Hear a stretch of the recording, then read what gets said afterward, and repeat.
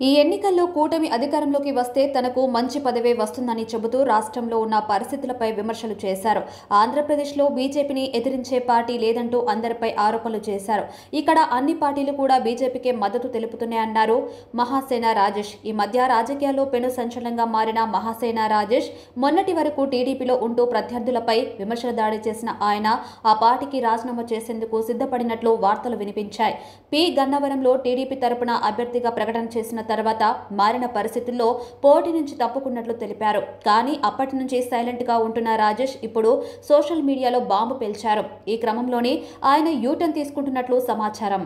టీడీపీకి రాజీనామా చేయాలన్న ఆలోచన విరమించుకున్నట్లు తెలుస్తుంది. పార్టీ పెద్దలు తనతో చర్చలు జరిపారని, ఎట్టి పరిస్థితిలో పార్టీని వీడి వెళ్లవద్దని సూచించారని తాజాగా ఫేస్బుక్లో పోస్టు పెట్టారు. తాను లేవనెత్తిన అంశాలపై పార్టీ నుంచి హామీ లభించిందన్నారు మహాసేన రాజేష్. అయితే మహాసేన రాజేష్ మరోసారి చంద్రబాబును నమ్మడం విశేషమని అంటున్నారు కొందరు నేతలు. బడుగు బలహీన వర్గాల రక్షణ తెలుగుదేశం తీసుకుంటుందని హామీ ఇచ్చారని తెలిపారు. ఇందుకు సంబంధించిన హామీని పబ్లిక్ గా ప్రకటిస్తామని తనతో పార్టీ పెద్దలు చెప్పారన్నారు మహాసేన. అయితే పి గన్నవరం టికెట్ మహాసేన రాజేష్ కు మొదట ప్రకటించినట్లే ప్రకటించి ఆ తర్వాత లాగేసుకున్నారు చంద్రబాబు.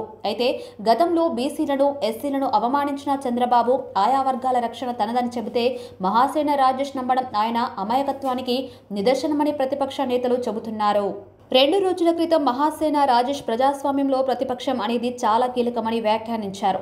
దేశమంతా ప్రతి పార్టీకి ప్రతిపక్షం ఉందని, గుజరాత్లో కూడా బీజేపీకి కాంగ్రెస్ ప్రత్యర్థిగా ఉందని, కానీ ఏపీలో మాత్రం బీజేపీకి ప్రతిపక్షం లేదని అన్నారు. ఇది ప్రజల ఓటు హక్కుని హరించడమేనంటూ ఓ పోస్టు పెట్టారు. ఆ కారణంగానే రాబోయే ఎన్నికల్లో అవకాశం ఉన్న ప్రతి నియోజకవర్గంలో పోటీ దిగాలనుకుంటున్నామని అన్నారు. కానీ 2 రోజుల వ్యవధిలోనే ఇదంతా మరిచిపోయిన మహాసేన తన రాజీనామా ఆలోచనను విరమించుకున్నట్లు తెలిపారు. మరోవైపు ఇదంతా చంద్రబాబు కుట్రలో భాగంగా ఆడుతున్న నాటకమని వైసీపీ నేతలు అనుమానం వ్యక్తం చేస్తున్నారు.